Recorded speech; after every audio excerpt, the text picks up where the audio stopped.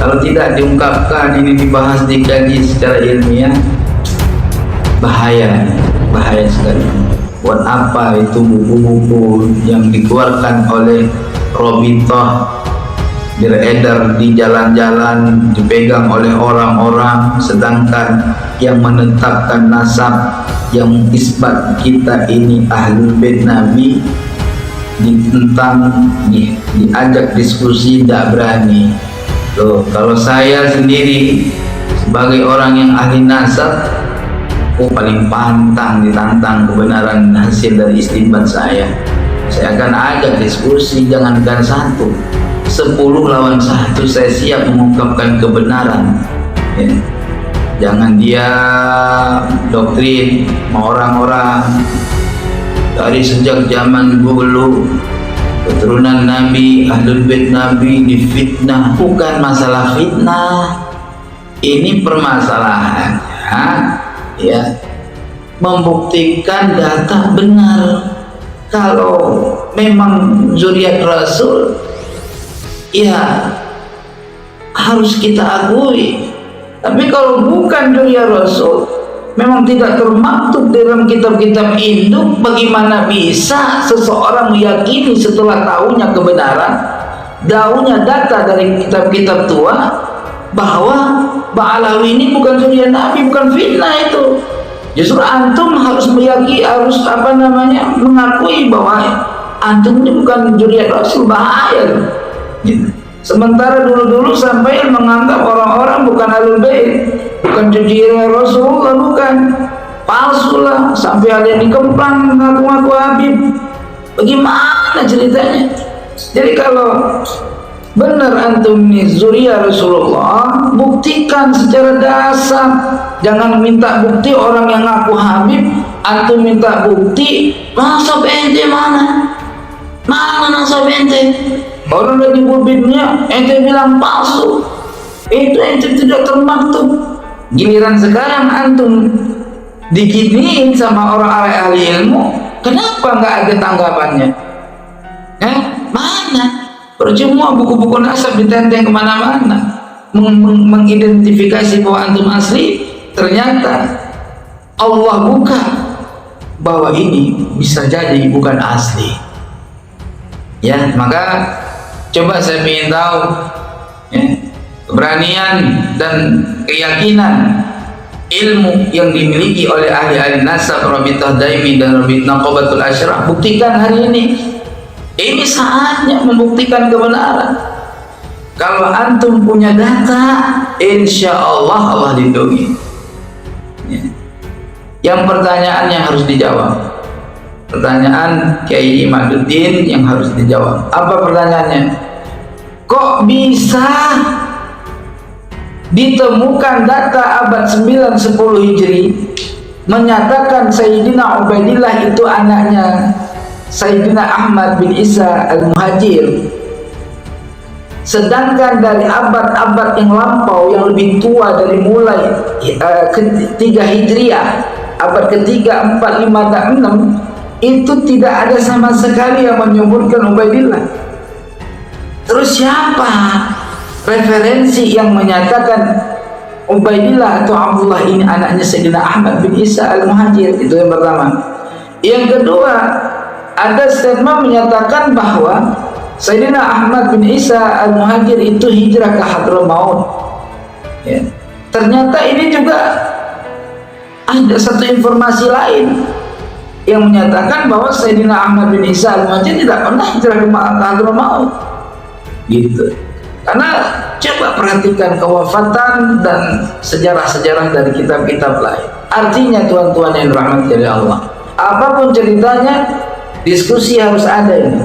Maka teman-teman, kepada yang awam-awam sekalian, pancing, tolong dipancing tuh, ya, supaya Rabithah Al-Alawi atau Rabithah Ad-Daimi, Naqabatul Asyraf, pimpinan Habib Ali Zainal Abidin, untuk mengundang semua orang-orang itu untuk menguji diskusi nasab, ya.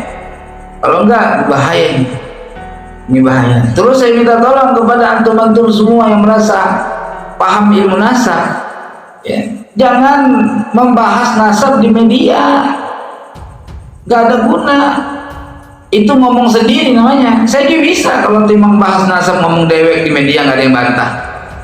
Ya, tapi kalau bisa ada yang bantah dong. Makanya nggak ada yang diskusi. Gitu. Kayak Diman cuman memberikan satu wacana dengan gaya dia, dengan membantah antum tuh nggak terdapat dari nasab kuno dulu, ya kan, tidak terdapat.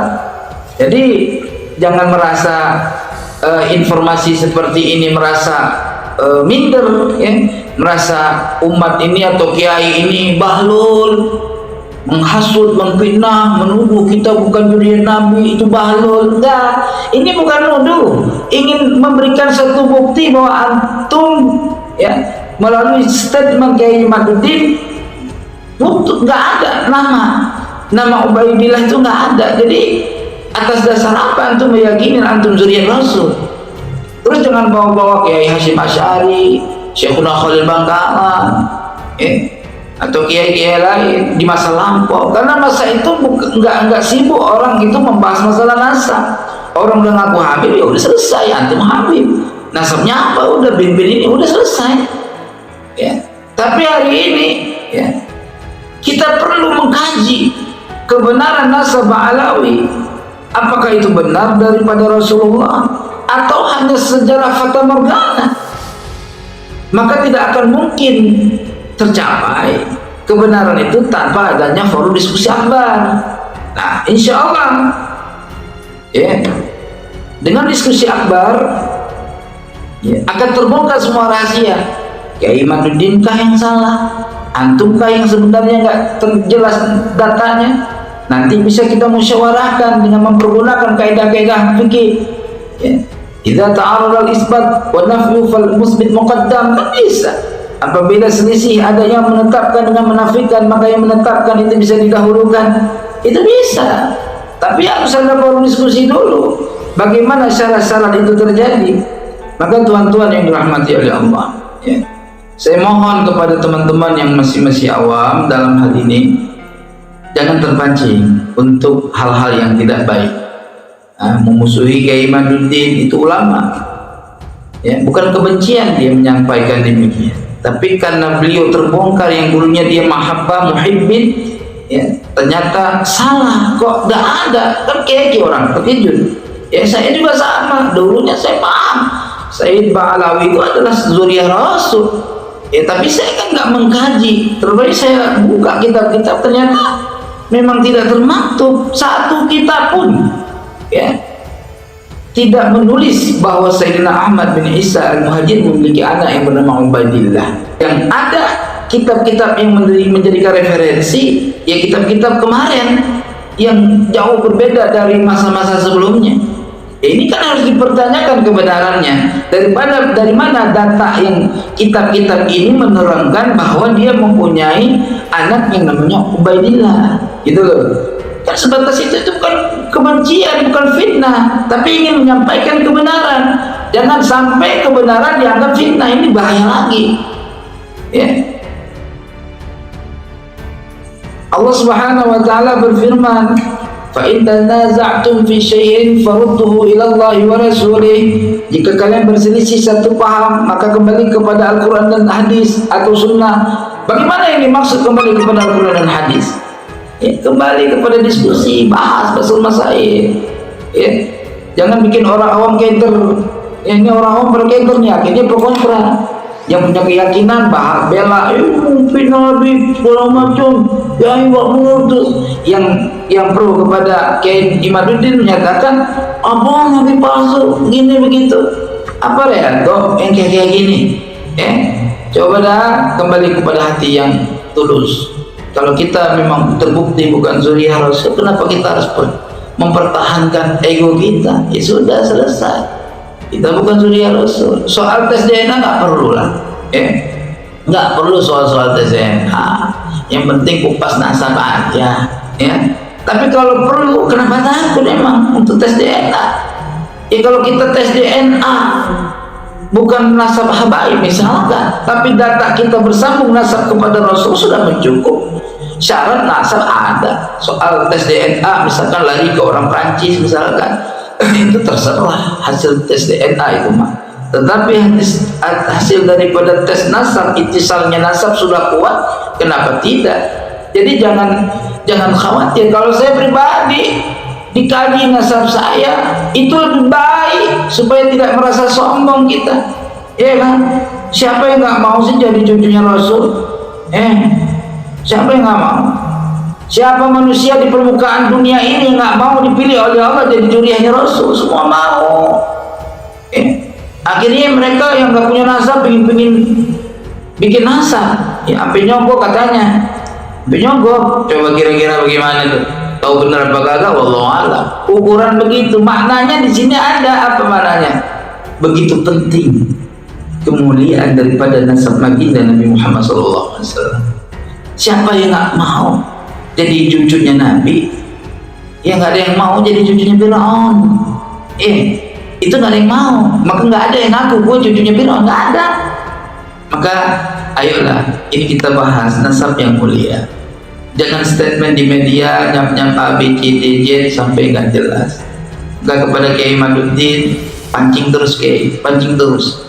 Ya kepada pengurus Robita jangan lari. Antum sudah menyatakan antum juriat Rasul pakai buku-buku segala macam tanda tangan, ya tanda tangan jawaban perlu dong saat ini. Jawaban kalian sebagai pengurus maktab sangat diperlukan. Ya, jangan dibiarin udah tanda tangan terus nasabnya dihujat, ya, diklaim palsu segala macam misalkan. Jangan dibiarin, lawan mereka itu, lawan Kiai Maduddin, lawan, ajak orang-orang diskusi, jangan dibiarin supaya kebenaran ini terungkap, fitnah selesai. Demikian yang dapat saya sampaikan. Mohon maaf lahir dan batin bila mana ada kekurangan. Bagi yang mendengar statement saya ini, ya, pahamilah dengan hikmah, jangan dengan fanatisme buta dan emosional. Insyaallah engkau akan dapat rahasia di balik omongan saya ini. Apa yang sebenarnya ingin saya tuju? Ya, yang kedua, alhamdulillah yang dirahmati oleh Allah, kebenaran itu harus diungkapkan kapanpun. Jangan apalagi nasab Nabi, nasab yang perlu diungkapkan. Kenapa? Karena membawa Rasulullah Sallallahu Alaihi Wasallam. Ukuran masalah fikih aja nggak kelar-kelar sampai mati kita. Masalah fikih terus muncul pembahasan dan pengkajian, diskusi, terlebih-lebih daripada nasab baginda Nabi Muhammad SAW. Saya ingat satu masalah, ya, kebohongan yang dikemas dengan baik dan disebarkan dengan tauladan yang baik juga, dengan contoh yang baik, dengan cara yang baik, maka kemudian saat kebohongan itu akan menjadi kebenaran. Maka oleh sebab itulah kebenaran itu tidak akan kuat jika tidak ada sumbernya dari para ahli ilmu, dan masalah rajih marjuh itu tidak akan muncul jika tidak diputuskan oleh ahli tarjih, ya.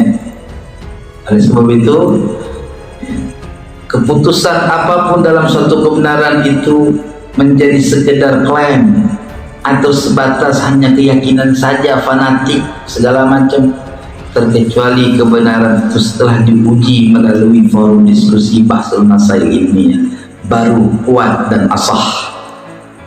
Apalagi bersangkut paut dengan keturunan Nabi Muhammad SAW. Mohon maaf lahir batin jika ada kekurangan penyampaian yang memang terbata-bata, dikarenakan memang saya mengungkapkan ini penuh dengan keterpaksaan, sebetulnya berat hati saya, maka nggak lancar saya ngomong. Jadi harap dimaklum, mudah-mudahan jadi petunjuk buat kita dan masalah dunia dan akhirnya. Akhiri, wallahul muwaffiq ila aqwamit thoriq. Assalamualaikum warahmatullahi wabarakatuh.